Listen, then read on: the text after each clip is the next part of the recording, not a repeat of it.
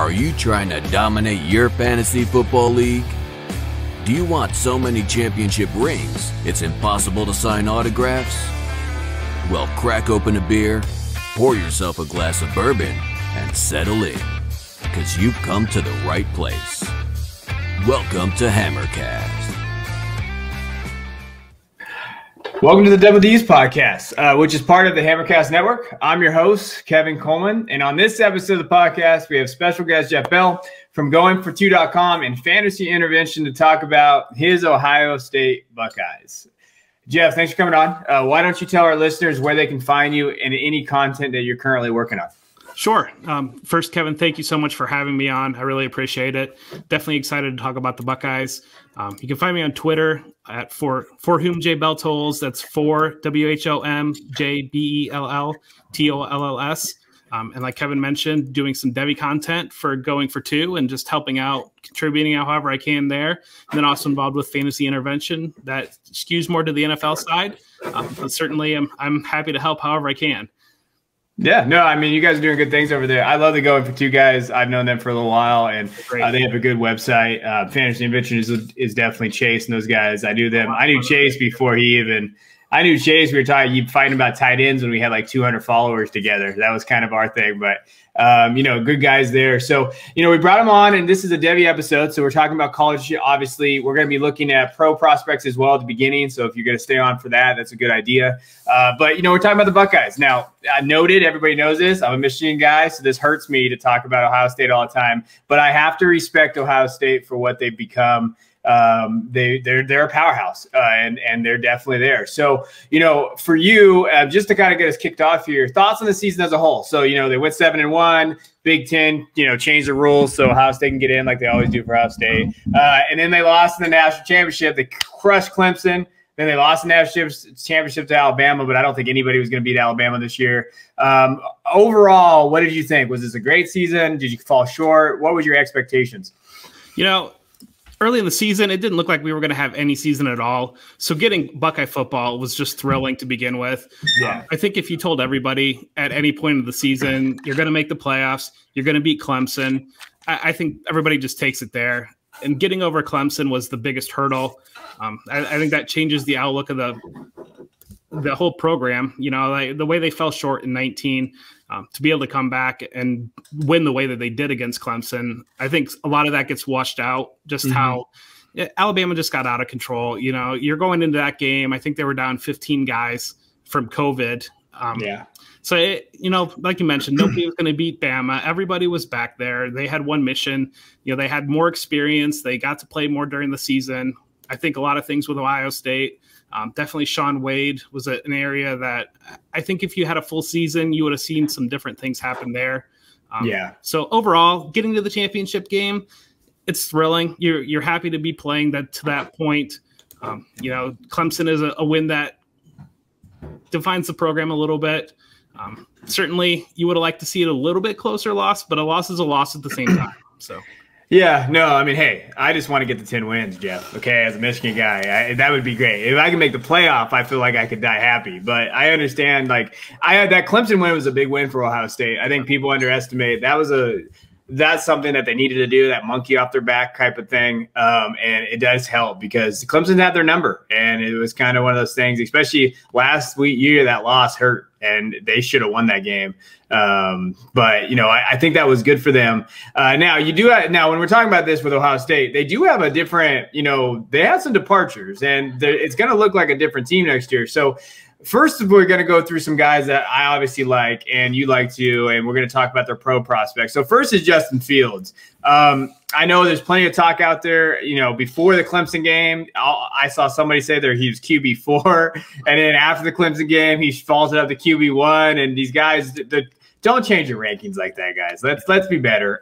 Where do you have him in your rankings and why? And then I'm going to throw out some kind of teams if he can get drafted, what you would think about that. So I'm a Justin Fields #1 guy.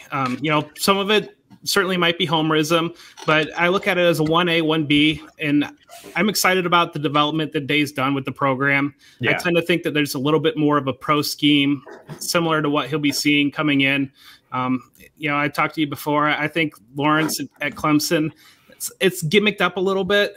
and that's my concern. I just think that a lot of what the layer concepts that Ohio State runs, a lot of the option routes from the wide receivers are things that you're going to see at the next level, and that's going to give Justin Fields a little bit of an advantage there. Mm-hmm. Okay. So when we're thinking of Justin Fields, there's some knocks on Justin Fields, right?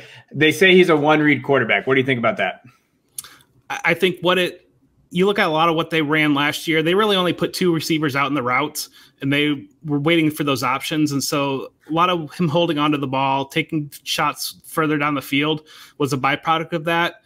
I also mentioned, I think it's a little bit, they were rope-a-doping Venables a little bit. He killed them with the cover 3 in 2019. And so I think a lot of what they wanted to put on the field, on the film through the course of the season, they weren't threatened really at all. They running a lot of wide receiver option routes, a lot of the deeper routes.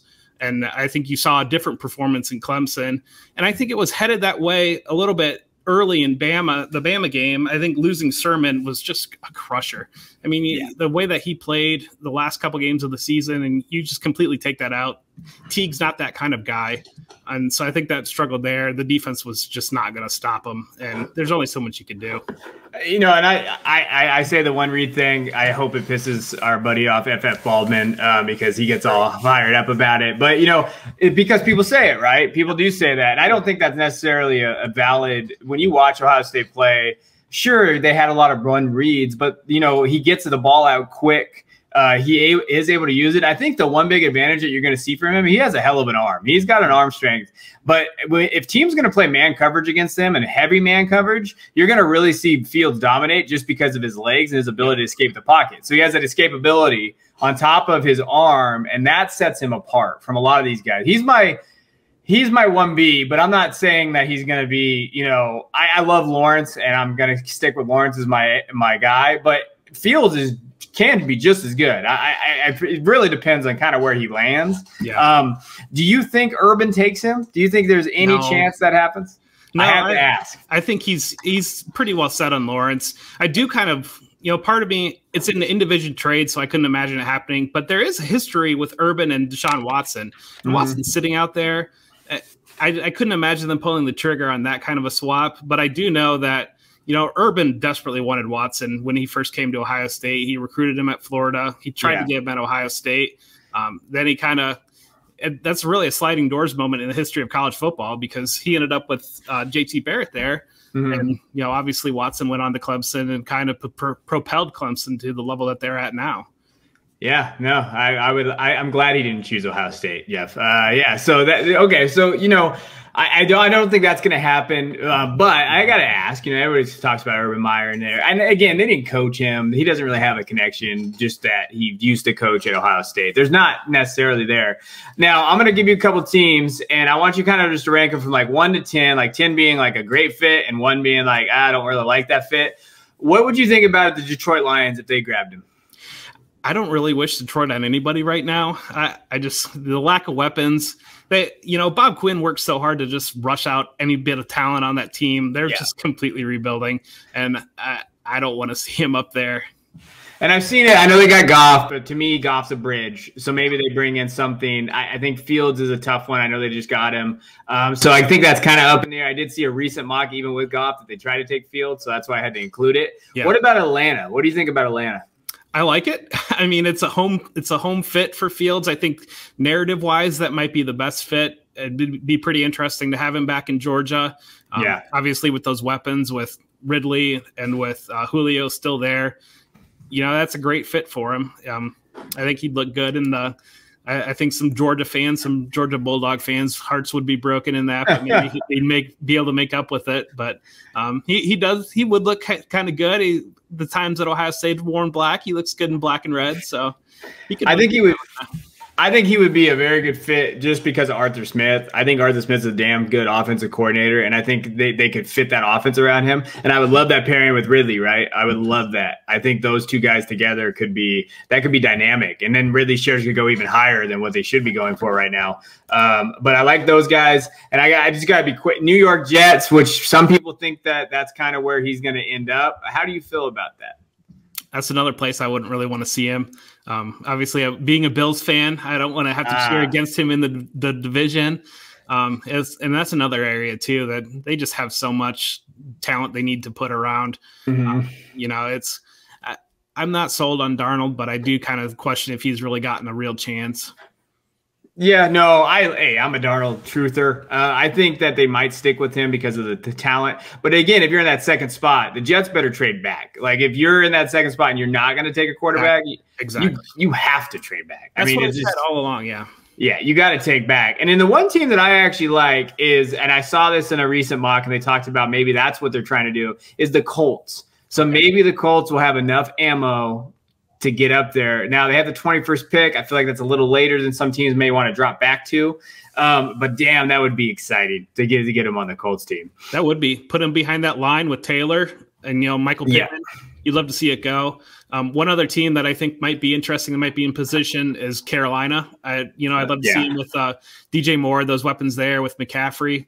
I'd love to see that. So yeah, no, that'd be exciting. I'm excited to see where he goes. And I'm excited to see him as a prospect, but for me, he's 1B. He's right there. I actually have Trey Lance ahead of Wilson as well. So Trey Lance is my guy just because of his rushing floor and just his ceiling. So the quarterbacks are great. All four of those guys I think are going to fit and they're going to be fine. The other guy that's kind of interesting is Trey Sermon. So he came in late. He transferred as well. He was hurt. He had some issues, and he started picking it up right there at the end, and he crushed the two high-profile defense he faced this year. And he looked very good in that Clemson game. He looked very good in Northwestern game. He kind of basically won that Northwestern game. If you watch that game, he was there. What do you see with him? Like, where do you have your rankings? Where's his tier? Is he in the second tier, third tier? Where do you find Sermon? I think he's probably more of a third-tier guy. Okay. I don't know that I've seen improvement as much in a season, especially a short season, because you look earlier in the year, it almost looked like he was finding the first guy to tackle him and just go down versus the guy that we saw at the end of the year. It was phenomenal. Yeah. He got hurt again. Injuries have always been a question through his entire career, and I think that's something that carries in. I've seen some knocks on him not being used in the passing game, but he's caught some swing passes against Clemson and against Northwestern. I think that ability is there, that he can catch the ball. Biggest thing that knocks him down, maybe some of the top-end speed stuff and some of the durability with the injuries that he's incurred in the past. A little bit older guy, too, so that you don't love that. Yeah, all my draft ageist out there, you guys hate his age. But, I think he has pretty good size. He's 213, probably going to be about 220, 6 foot.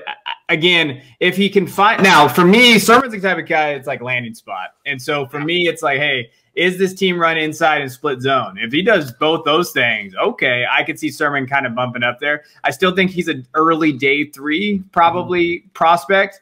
But in a down kind of running back class-ish, it's an interesting class. I wouldn't say it's down, but it's just not like a surefire, not like last year. Last year's class is going to go down as one of the best. This year's class, it's very iffy. He's a guy that you might be able to take a risk on, maybe that early third round of rookie drafts. Like, hey, I need a running back. I need to find him. He might go maybe towards the end of the second, depending on if it's a one quarterback or not. But I like him, but I don't. Well, I like him, but I don't love him. But he's physical, and he has that running ability. So if he gets paired with the other areas, I actually saw a mock where your Bills took him. That'd be interesting. I think that a guy he really reminds me of Chris Carson. Okay. I don't see that comparison a lot, but watching their run styles, they're a little bit both upright. And that's a guy that stood out to me. And I think that to project that type of guy, physical runner, I'm not sure that that's what Buffalo really needs. I'm not sold on Zach Moss, but I'd love to get a guy like ETN would be really nice to put in there, but somebody that is more of a big play threat. Yeah. Whereas I don't know what Sermon gives you over. I'm not sold on Moss or Singletary. I don't think they're special players by any means, but I'm not sure that Sermon really augments what you want to see that they're not going to be able to give you. No, that's fair. No, I think that's fair. I love the Chris Carson comparison. That's an interesting comparison. Now I'm going to have to do some research, Jeff. Yeah. Now you just gave me more work to do because I want to look at those guys. But I agree. I think he's late round, but he has some potential. If depending on where he lands, you can maybe grab him. And I like that value. And he's cheap, right? When we're looking at running backs, he's that guy. But I think what's going to happen in the rookie drafts this year, everybody's going to think they can find the next James Robinson. Mm-hmm. So they're going to reach on some guys. And so that's where you got to be careful with your value and always have your tiers. That's kind of where I would be. Yeah, and some of that, just grabbing those running backs and hoping that, like you mentioned, situationally, you never know what's going to shake out. Like I remember last summer, people were high on Gibson and Washington, but at the same time, you hit August and he was blocked by 4 different guys, and then all of a sudden in a week, everybody's gone. Yeah. Yeah, no, I know. Darius guys killed me. I appreciate you for being a scumbag, Darius guys, because I had you everywhere and you ruined me. But yeah, no, I agree. There's really not anybody else that coming out of Ohio State. Everybody else went back, damn it. So, you guys are going to be loaded. So let's talk about that. So what we're going to do now, we're going to look at their depth chart breakdown and their Devy potential. For those of you guys doing Devy leagues right now, I know startup season's going wrong. I'm not doing another startup. I will not join another league because my wife, I cannot do it. But everybody else out there, I know you guys are doing it and you're getting all your startups going. And I think this first position is going to be the most interesting. It's quarterbacks. Yeah. They lost Fields. They have studs. Let's be real. They got guys. They got Stroud. They got Miller, Jack Miller, Kyle McCord. When you're looking at those guys, who do you think the front runner is? Who do you think is going to get that job? Well, Stroud was the backup last year, so you have to make him the front runner. Miller seems like he's been on a downward escalator ever since he committed his junior year. He had a bad senior year. He got hurt, and obviously Stroud was in front of him last year. McCord's the real wild card. I mean, McCord's coming in as a 5-star, and I think that there's going to be a competition between all 3 of them. See who shakes out. Yeah, some of the concern, if it is McCord, sure, his upside's huge, but are the other guys going to stick around behind a guy younger than them playing? So part of me thinks that maybe you kind of have to go give Stroud a little bit of a lean if he's in front. Miller just strikes me as a guy that I'm unless he's really bought into the program and the development there, I kind of tend to believe he's might be an Arizona Sun Devil at some point, or Arizona State Sun Devil, or he kind of seems like a guy that's not destined to be there long term. That's fair. I mean, Arizona needs a new quarterback, right? So that's not where I want to go, though. So we'll see. We'll see how that goes there. No, I think Blue Jack. I think this is a job between Stroud and McCord, like you kind of mentioned. And, with Stroud, those of you that don't know, or those of you that kind of new to this, he's 6'3", 205. He's a bigger quarterback than what I think that when we looked at kind of his profile, that's where Day wants to kind of go towards. And so I like that. And the thing about Stroud, when I did a lot of stuff on Stroud the last couple of years, he actually was like a 3-star recruit going into his senior year. He killed it going into his senior year, and he bumped up. He threw for his senior season. He threw for 3,800 yards, 47 touchdowns. He completed 66% of his passes. Now, this is high school. It depends where you're playing. But he amassed over 6,000 yards in both of those years. And so I think that he has that potential, but I love McCord. And it is interesting when you're looking at these 2 guys. I mean, and then they get Quinn Ewers next the following year. They can keep him. Yeah, with Sark coming into Texas, who knows if you can keep him there? Yeah, but that's a big win if he's coming, because that's a guy that you circle and star it because he's an Andrew Luck type potential of recruit. Yeah, like you mentioned, Stroud went from a 3-star. I think he won the Elite 11, or he did fantastic in the Elite 11 senior year. Yeah. He just skyrocketed. You look back at the offers that he had at junior year versus where he ended up at the end of the senior year. I know that was a big get signing day last year that he committed finally. And we needed that guy because obviously Miller, you hope he can turn it around, but we haven't seen it yet. But like you mentioned, McCord might be the guy too. So so for me, let's say you're starting up a super flex, either a Devy or a canvas can, it doesn't really matter. You would take Stroud first, right? Would you be looking to take Stroud, or would you wait and take McCord later and grab somebody else? Why not both?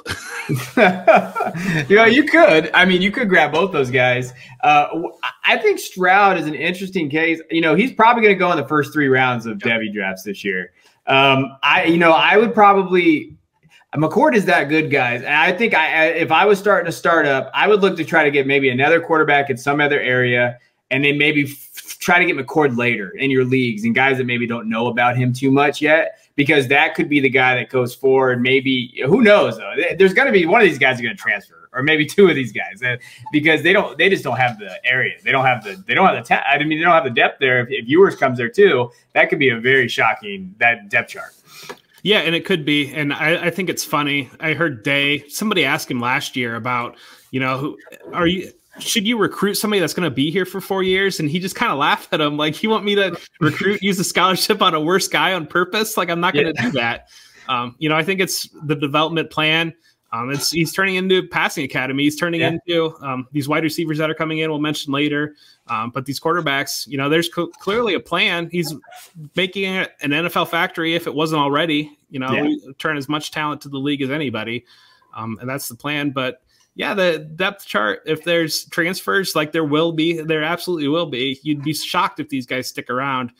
It could get scary quick. Yeah. No, it'll be interesting. I think, for me, we'll wrap it up, but I think Stroud and McCourt are your 1A, 1B right now. I think Miller's going to transfer and he could go to Arizona somewhere, either one of the schools there. And then you have yours coming in. So it's something to watch. I think that is the most interesting position at Ohio State right now, which is funny because usually you don't see that. And it would have been interesting to see too, what they would have done had, they not gotten Fields in the transfer and where they could have grown. Now they're developing, right? They kind of bridge that gap with Fields.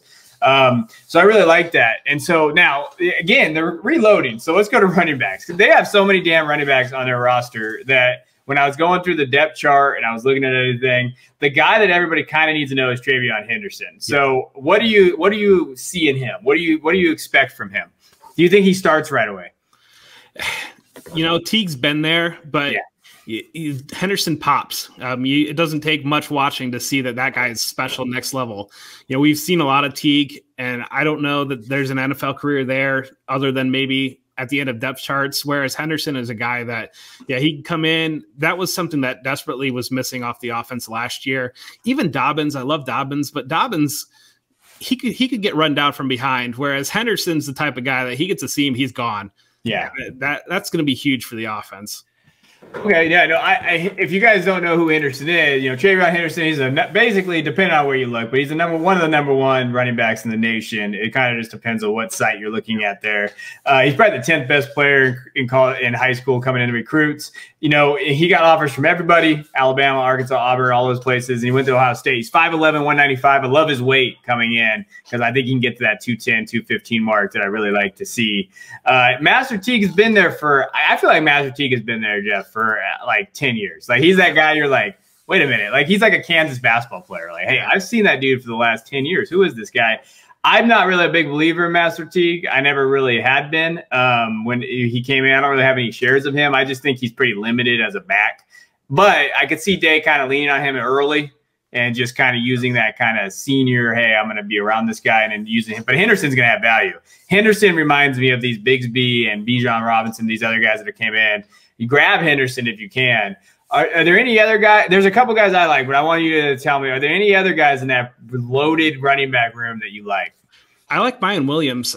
He came in as a 3-star, but he's completely transformed. That was the type, it was almost a position filler, but he worked his way up through the depth chart. And, he made a big run against Clemson. He was in some big moments in that game. Chambers looked good in a little bit of action early in the season, and then he just really kind of fell off. And I wonder if Williams didn't pass him up on the depth chart. And then you mentioned Evan Pryor's there too. I think he's probably more developmental right now. I think there's going to, Mickey Marotti's going to put him in the body shop and he's going to get a lot of work done there. But Henderson's the guy. And I do think Mayan Williams has a chance to really push Teague for that number 2 role. Yeah. Oh, interesting for Mayan. Yeah. When I was looking at Mayan, my guy, and I can't, it's so hard for me to say I like Ohio State guys, but this guy, I drafted him in one of my campus account leagues last year, really late. And that was Steel Chambers. Yeah. I really like when he runs. He's a hard runner. He can catch. Like he's actually pretty good in the passing game. As a senior, he had over 1,500 yards and 25 touchdowns, and he was a 4-star prospect. But again, we're kind of talking about quarterbacks. They're so damn loaded that it's crazy to me that I think all these guys could start somewhere. Like they would be the Division I starters if they weren't just on Ohio State's roster. I don't know if Steel Chambers is going to transfer. But I think he's getting left behind a little bit by the talent that's around those guys. I really like Steele, though. He's someone that, like, when I was watching his tape, he's 6'1", 220. He's a big guy, redshirt freshman. So he still has some juice in there. And I really like what I see from him. Am I crazy with Steele or am I not at all. I liked him early in the season. I think against Nebraska, he looked like he had a little bit more pop than both Teague and Sermon. Yeah. Like I mentioned early in the year, Sermon just looked wrong. I don't know. It looked like something was off. Obviously late in the year, that wasn't the case. and Chambers just kind of disappeared. I think he got COVID, and he just kind of he kind of went away. That's true. We don't know. This has been a weird year for everybody, and we don't know necessarily what these athletes have done. But I'm telling you guys, Still Chambers is someone that I really, really like. And it might be one of those things where I really like him, and then, whatever. But I think that he does have some value there. Travion, he's going to go on the first 5 rounds of rookie drafts, or Devy drafts. That's definitely going to happen. Master Teague, I wouldn't waste a pick on. I'll be honest. I don't think that his skill set is going to translate very well to the NFL. But I love the Mayan Williams call. Like, those guys are all going to be legitimate prospects there. I think they probably redshirt prior, like you said. But Still Chambers is in there. Marcus Crowley is there. I don't know if you have any, He's there. He's a name, he's there. Yeah. He's one of those on the depth chart. But there's so many guys. And it's really going to come down to whether or not how much of the role Henderson will take right away. And if they lean on experience with Teague. But I agree with you. I just don't think he's a special guy. We've seen him break off some runs against some beaten down defenses as a backup, but it's just not at the level of other backs that have come through. Yeah, no, that's fair. But hey, I'm going to ride the Still Chambers thing, because if it does work out, I can say, hey, see, I said it. That's how these hot takes work, guys. I hope you guys know that. That's how you get fame. All right, let's go to my favorite position of the damn cast, and that's the wide receivers. This is probably, I know we've been talking about the other classes. This is probably the most loaded position at Ohio State. It's kind of like wide receiver U. Before we even talk about the incoming receivers or who they have there, what is your opinion on Chris Olave coming back? I was surprised. I thought he would go. I think we mentioned there's some fumble concerns from this past year. Yeah, he likes to finish his catches, and he's got to hold on to the ball when he does that. So I was surprised. You'd think that he would go with Fields, just coming back with an inexperienced quarterback. Maybe there's too much to risk there as a year older. So I was surprised, but I'm thrilled to have him back. I've loved watching him play. He had a touchdown against you guys 2 years ago. That was pretty big after a punt block. Or I think he blocked the punt and then Banks ran it in. So we've seen him, it kind of reminds me of Terry McLaurin a little bit in terms of we've seen him make impact on special teams. He's just a football player. He's willing to do whatever needs to be done. Yeah, he's a great slot receiver. And and he can kind of line up wherever he needs to. I think he can catch pretty well. Where would you have him ranked in this class? Like, where did you see him at? Was he a top 5 guy for you, top 10? Where was he at? I'd say he was in the back half of the top 10. Okay. I was very high on him. I liked him a lot. It's hard for me to divorce my Buckeyes when it comes, but at the same time, it works. I loved McLaurin coming in. He lit up the Senior Bowl, and that was a guy I was really high on, and obviously that's worked out. Some of the other ones, KJ Hill, we haven't seen anything out of him. Some of the other guys, Paris Campbell, I like him, but he hasn't been able to stay healthy. But I am high on Olave. Like I mentioned, he does remind me of the McLaurin where he just gets it done every single game. I saw a lot of guys that I respect had him in the top 4, and I'm just like, damn, that's legit. Like, I had to look at it, kind of go over his tape. I like his tape. There's some things that kind of worried me a little bit, but they started, maybe he can make that jump next year. I'm glad you brought up my boy Paris Campbell. I'm going to mention, go buy Paris Campbell because I love him, and just stay healthy, Paris Campbell, please. One more. Please stay healthy. Now, the reason why, when you look at Olave and he came back, the reason why I asked that is because to me, and I know I mentioned this to you earlier, is that I feel like he's the wide receiver 3 on that team coming back. That's how talented that class is, because Garrett Wilson, I feel like right now in my rankings, he's my number 2 wide receiver, right behind Pickens. So I have Pickens 1. I know he's a dumbass, but he'll figure it out hopefully. And then you got Garrett Wilson, who is my wide receiver 2. And he's a stud. You got Julian Fleming, Jamison Williams, G. Scott, Jackson Smith. Gosh, Jackson Smith, go ahead and say it. Yeah, I always mess that up. And then Emeka Egbuka, who's coming in. He's a 5-star. This thing is loaded. So what is your opinion of Garrett Wilson? What do you see from him? I just like it. Technically, I think he's very sound. He's got great footwork. He almost reminds me of a Keenan Allen guy with more top-end speed, a guy that can just run routes all day and get open. We've seen him make some fantastic catches throughout his career too. He had a big catch in the playoffs. I remember when he stuck the hand down and they didn't give it to him right away against Clemson 2 years ago. But throughout the season, there's just been some crazy circus catches. But I do think the ceiling is maybe a more athletic, quicker Keenan Allen type guy. Yeah, no, I think that's fair. I kind of compared him to I feel like he was someone who I watched. He crushed I don't know if you remember, he crushed the Wolverines a couple years ago when I watched it. Last year, he killed us. And so like when I saw that, I was like, man, he can catch. He's athletic, and his ability to go get the ball at its highest point is something that really sets him apart. I feel like I really love the kind of his game, his way to create separation. And I actually really like his release. That's the one thing I look at for wide receivers. I look at his release, whether that's fast, footwork, whatever the hell it is, strength. I think Wilson's release is what kind of sets him apart. And I think that he's going to be, he's a stud, and he's someone that you got to go try to buy. I think he's a first-round pick in Devy leagues. You got to try to get him if you can moving forward. He's just someone that I think can take that next step. He might, you watched Ohio State way more than me, but I think he's one of the best wide receivers that have come out of it the last 5 years. Oh, absolutely. And we saw it from day one. He came in as a true freshman. That team was loaded 2 years ago with KJ Hill, with Benjamin Victor still hanging around. And he walked right in, an 18-year-old kid as a true freshman, and he showed he belonged. Last year, he took more steps forward. And next year, the ceiling is the roof, as they say. It's you never know. No, I mean, that's true. And I think one other area, if people listening don't know who their receivers coach is, it's Brian Hartline. And he is the best receivers coach in college football.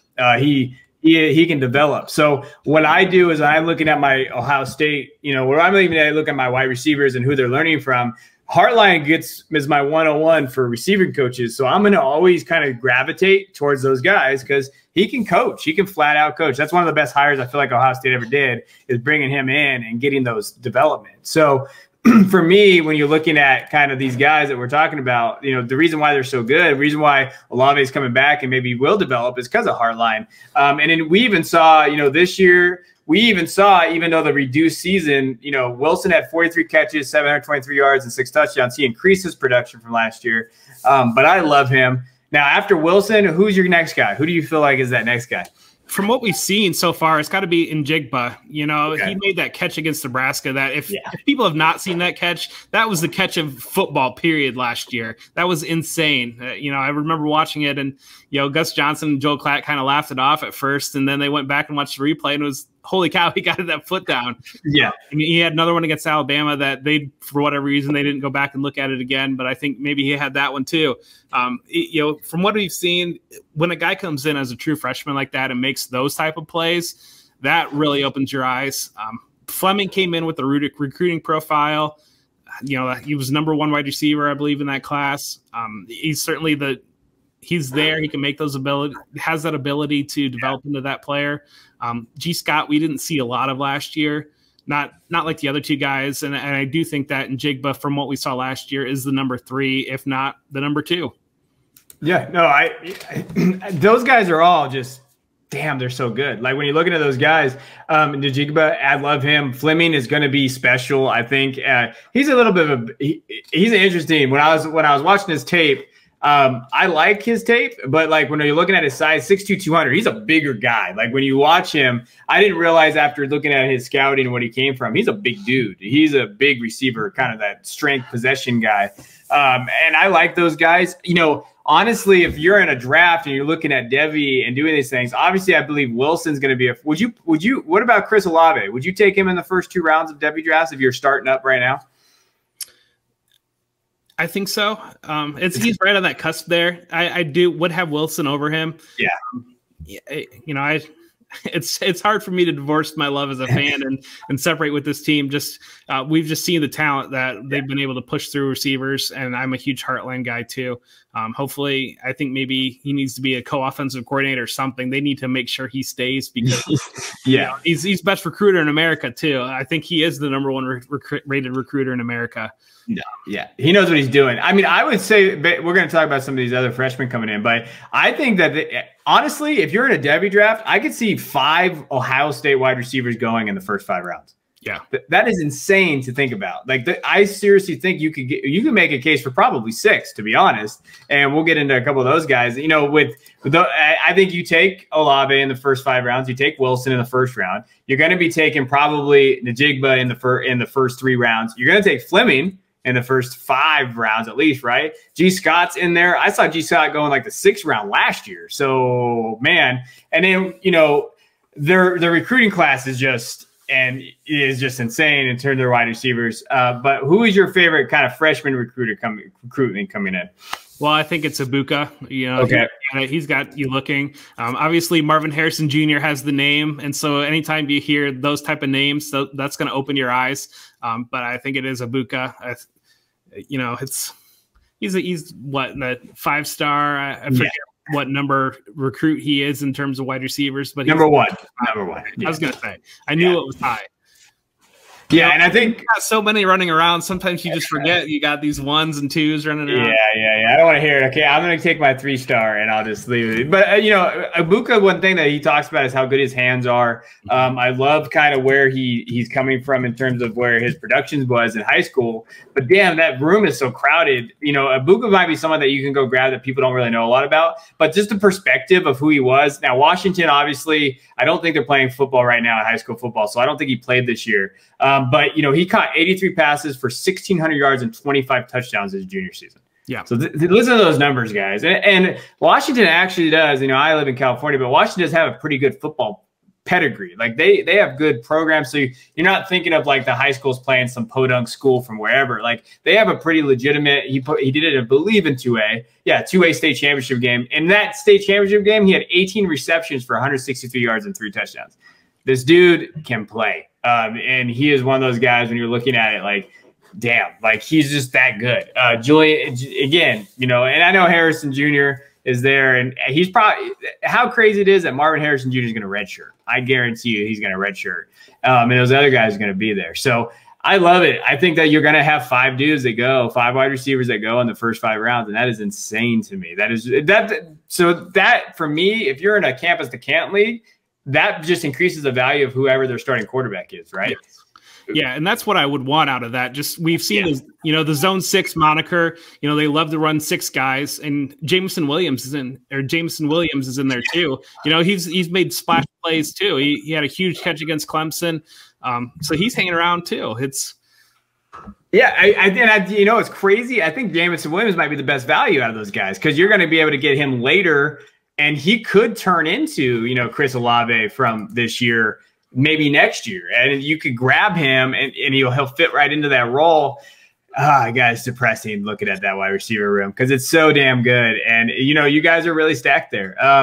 And, you know, the one area that, like, it's funny when I talk about tight ends with you guys, it's so funny because you don't really have a big production. Your primary kind of uses run blocking, and there's not a ton of there. I know Jeremy Ruckert's coming back. I actually wrote a thing on Jeremy Ruckert before the season started. I said, hey, he could be really good, but I don't have any game film to watch him because his production, I was like 40, his highlight film only has 40 seconds, literally. And then he's had some catches and he does those things. I was surprised he came back. Were you?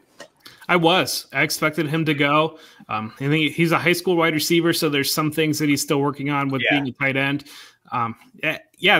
You know, we saw last year they were just running these 2 wide receiver routes over and over again, and Fields was taking some shots holding onto the ball, and you see the tape, and Ruckert would be sliding out, and he just would never get it. No. But then obviously him and Farrell came up huge against Clemson, and we saw a little bit too against Bama. They got the tight ends involved, so it's tough to know what they're doing, and you know, you almost watch the games and they're effortless against a lot of these Big Ten teams. You know, they just out-talent them throughout. You can run the backups out there. They're going to blow a lot of these teams out.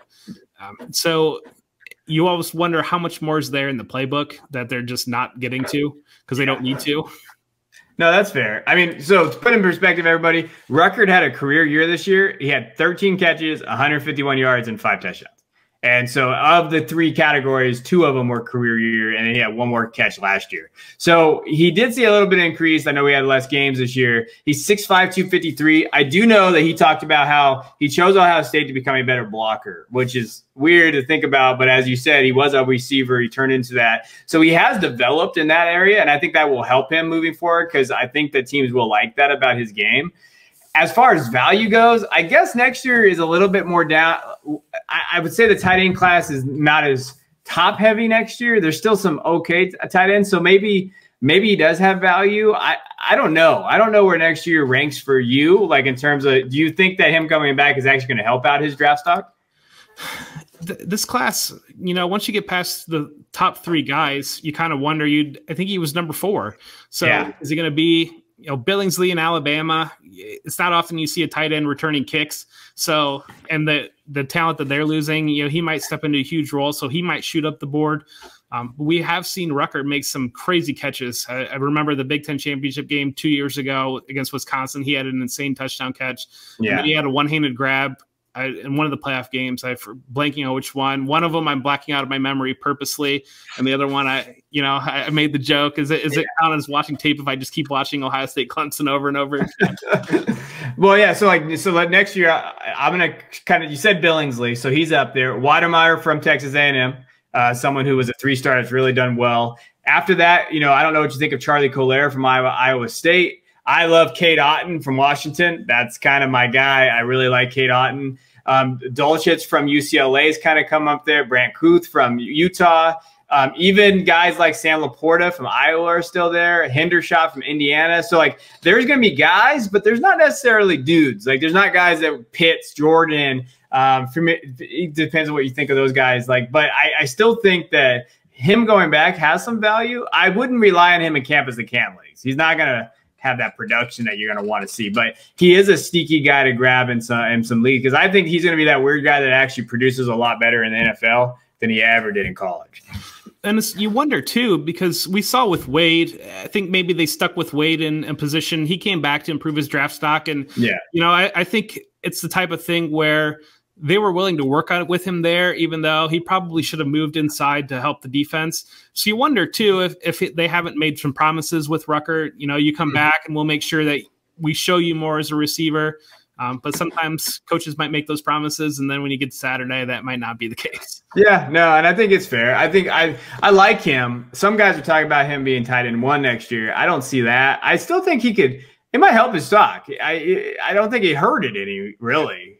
It's just interesting to come back. So, as we go over, I appreciate, us going over the depth chart because there's a lot of guys. This is Devy rich. Like Ohio State is a Devy rich team that you need to start getting guys from, especially at the receiver position, running back position, quarterback position. Tight end will just kind of come. But those are guys. Now, if you're worried about them not, continually just killing everybody, they also are recruiting like everybody. They have the 2nd-ranked national, recruiting class coming in and first in the Big Ten by a pretty damn big margin. And so I know we've talked about a few. There's some guys that we haven't talked about. I would love to hear kind of some guys that you guys are – it can be defense too.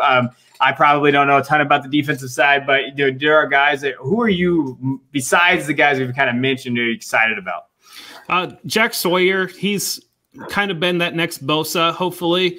And then we're waiting to hear on JT Tumalau out of Washington too, if we're going to get him or not. I know Rayshawn Davis is the other name that we're waiting to hear. Damian Jackson, the offensive guard out of Houston, he might come in and be a day 1 starter. We haven't talked about the line, but that line is absolutely loaded. It was shocking to see Mumford come back. Petit Frere has been locked down the right tackle spot. Paris Johnson Jr. is going to be in there too, and probably as a guard. Harry Miller saw a lot of time, will move to center, so that other guard spot's going to be pretty wide open. So Damian Jackson might come in and be a day 1 starter potentially. But definitely Sawyer and Tumalau, if you follow the draft or if you follow Ohio State football, we're cranking out those defensive linemen. Yeah. Those are the exciting guys.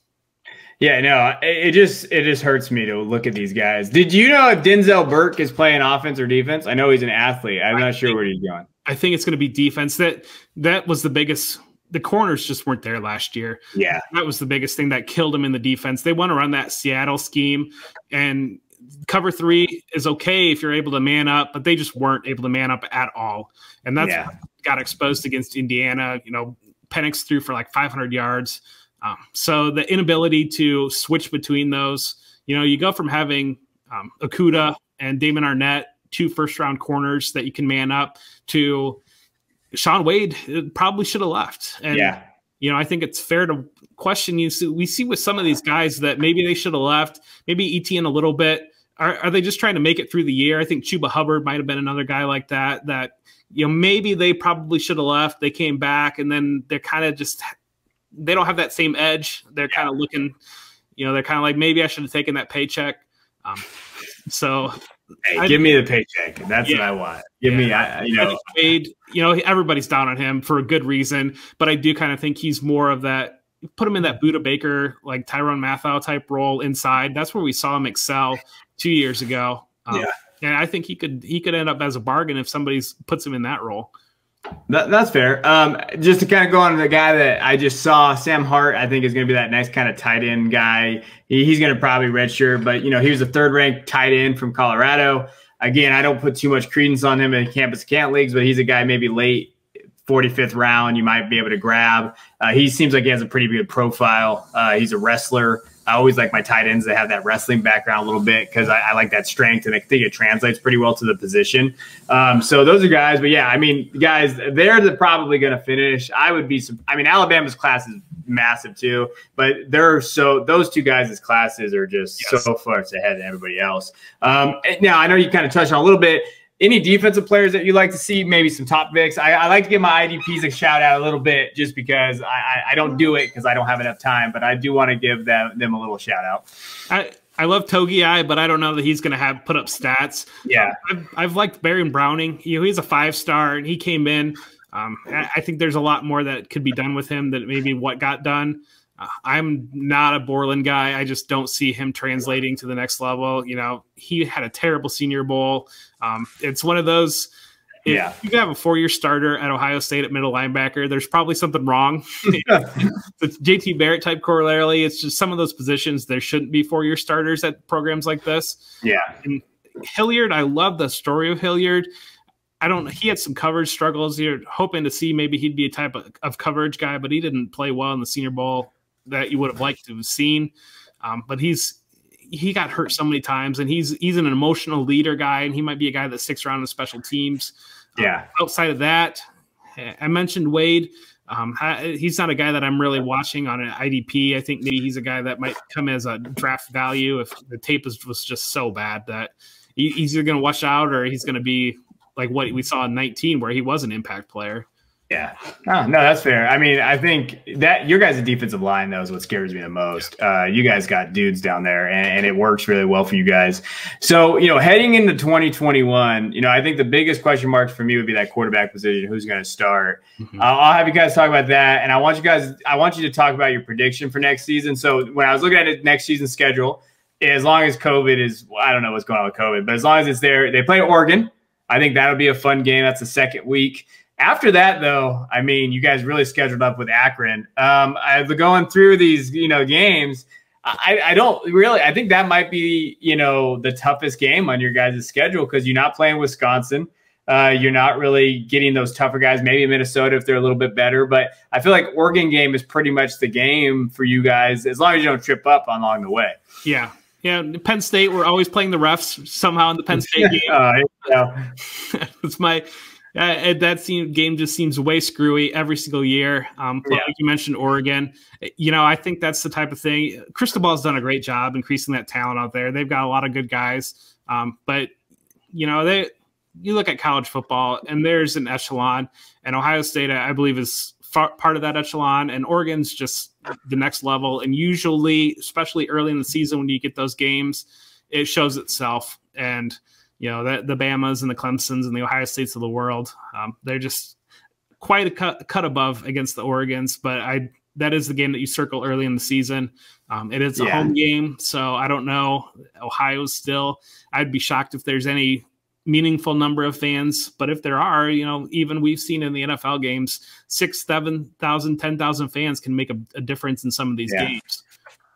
No, that's true. I think there's there. Hey, don't sleep on Ty Thompson from Oregon. All right, if he gets the shot, if he gets to come in, I love that quarterback. And then they got Troy Franklin. They got, I will say Oregon's done a great job. I can't wait to get an Oregon guy on here because Oregon's done a great job of building that thing up, getting that talent in there. So would you say are you more worried about the quarterback position or the running back position? I would not say I'm worried about either position. I'm excited about positions. The talent that is there at receiver, I would have to believe the talent that is also there at quarterback. Whoever wins that job is going to be a player. Running back, I'm intrigued about. I really just want to see Henderson. I really want to see what he can do on offense. Because I've seen Teague and I know what we're getting there. So I'm. Life's good as a Ohio State fan right now. I'm not worried about anything other than maybe a lot of things with the defense. Linebackers step up and some of that scheme things, because they're running a little bit of a different scheme than I think what Coombs wants to run. So I'm reserving all my concerns for that side of the ball because I fully trust Day and Hartline and the coaches that they've got on the offensive side. So is it national championship or bust for you next year? Well, I think it always is, especially this past year. Now that you've beat Clemson, I mean, that's the goal. That's what you're trying to do. And it's college football is going to be, I think last year was really rough, and we saw cancellations. We saw everything else. But this year, I think this year's going to set up as a phenomenal year. We've got changing of the guard at Alabama at quarterback. We've got changing of the guard at Clemson at quarterback. Obviously, Spencer Rattler is going to be back at Oklahoma. But you wonder about some of these other programs in the Northwesterns of the world. Are they going to have fifth-year seniors across the board, and are they going to be coming in with some really experienced teams? Yeah. So you're going to have some really unexperienced teams at the top end, and some of these other teams that more – have some good coaching, but don't necessarily have the horses, having experienced guys. And, it might be right for upsets all over the board next year. Yeah, we'll see. I think you guys are more. You always lose to like Iowa at Iowa or something weird. Like when Urban was Ryan Day has lost 2 games now. He lost 2 in there. I don't care. I don't differentiate who the quarterback is. Who the coach is. All right. I don't differentiate between that. But yeah, I mean, hey, I do like Northwestern got Ryan Helsinki from South Carolina. I actually think that's a pretty nice little pickup for them. Yep. But again, I think it's Big Ten championship, and then can you win in the playoff? I think that's where it is. So I want to know, and I always ask my guests this because I think it's important because we all have that favorite player that we see. Like, one of mine was Braylon Edwards. For me, I loved him the way I was growing up. And so who is your favorite Buckeye or Buckeyes ever that you've ever watched play there? So my all-time favorite's going to be Will Allen. You go back to that era, that national championship season. I don't know how many people are old enough to really remember that, but that dude made a game-sealing interception every single game. He was the one that hit Willis McGahee that kind of changed that national championship game.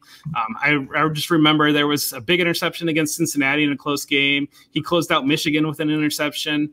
He had a big interception the next year against Phillip Rivers and NC State that he took for 100-some yards in a triple overtime game. Yeah. So that dude every time a big play needed to be made, Will Allen would just pop up and he'd make the play. Off the 16 team, I loved Hooker. We only got 1 year out of him, but that dude, I love DBs, and I just love DBs that can make plays on the ball. He would just come out of nowhere and have picks left and right. So I'm sorry that we only got 1 year of him, and I'm really disappointed for Colts fans that he just hasn't been able to stay healthy in the NFL. But I love that dude for that year. No, that's fair. No, I like that. I think the guy that I like different guys, and I've hated Ohio State guys, but I've respected some guys as a Michigan guy. But Chase Young was one of those dudes. Oh, yeah. He's a monster. And he scared the shit out of me every time he got on the field. That guy was just a game changer. And then, of course, so he goes from my hated team in college to the Redskins, who I am a Cowboy fan. I hate them too. So it's really hard, Chase. You're really making it hard for me to really root for you. But I am, but just not when we play. But those are guys that I think that really set that tone. But you guys are, you're going to have some great NFL guys here in the next 10, 15 years that you're going to be able to watch. It's going to be exciting. So, if you're not following Jeff, you're really doing it wrong. He's doing a really good job. I really respect him. And, he's coming up right now. And I really appreciate him coming on and talking about his Buckeyes. I figured he could talk about it all day. So that's why, it's a good call. So, definitely, if you like what you heard today, definitely, push the like button on YouTube, please. If you're watching on there, you can subscribe if you want, but I just want you to like it for Jeff, not for me, just for Jeff, to make sure he knows that, all his Ohio State people out there are following him. Jeff, why don't you tell us where you can be found again? And it may be something in the future. What are you working on? Like any content related stuff, any articles coming out? What is your next thing that you're working on? Sure. Right now I'm working on my primary focus with Going for Two is doing some Devy stuff. I released one article with everybody's favorite FF Baldwin. We did the Alabama walkthrough, and we have trying to keep those pieces lighter conversationally. Hopefully a quick read. We're going to go team by team and talk about who to keep an eye on. So that's the primary focus. Working on some draft profiles with Going for Two, maybe throwing a little bit of Devy content here and there towards Fantasy Pros. And then trying to do some NFL content too with Join Our Circle, Fantasy Intervention. It's a really fun group, and I just love being a part of that group as well. Fortunately, I've only been involved for a short time in the industry, but everybody's been so kind. And Kevin, you've been fantastic, and thank you so much for having me on. Again, can be found on Twitter at For Whom J Bell Tolls. That's the number 4, WHOM J Bell, JBEELL, and then TOLLS. And certainly I'm around. I try to have fun. I try to keep it light, try to keep it positive. I know we had the big Princess debate a couple weeks ago, and so I try to do little fun things like that. But really just happy to be involved and thrilled that you could have me on tonight. Yeah, no, man, I appreciate it. And I think guys, listen to him, especially Ohio State stuff for Devy and all that stuff. I think it was great. And so, Devy's a fun thing. You got to get into it because it helps you as a dynasty manager and even a fantasy football guy. You got to know these guys, and it gives you an advantage over your other guys that are just learning about it. I always think it's funny now. I see all these articles about Elijah Moore, he's a great wide receiver. Yeah, well, a lot of us knew that 2 years ago. Like we knew that. I had guys that I really respect. They were on him a couple of years ago, and it's like that really gives you that step up game to where you can actually do it and be a good manager. As always, you can find us at Hammercast. I just put up a Kenneth Gainwell piece, so I wrote that recently, and I'm working on my next one. It'll be out in about a couple weeks. And our next podcast if you're listening or YouTube is going to be IDP related. So I am actually getting with one of my good friends on Twitter, and we're going to be talking about IDP. Fair warning, I don't know shit about IDP, but he does. He's the expert. He's going to be talking to us and giving over us and talking to us all these things about it. So please be on the lookout for that. And always, press the like button if you'd like there, or rate our pod, please. We've seen a lot of growth on that, so we really appreciate everybody listening. So appreciate you coming on, Jeff, and everybody have a great week. Thanks. Did you get all that? If not, make sure you head over to hammercast.com, subscribe, and join the Hammer Nation. Until next time, keep grinding.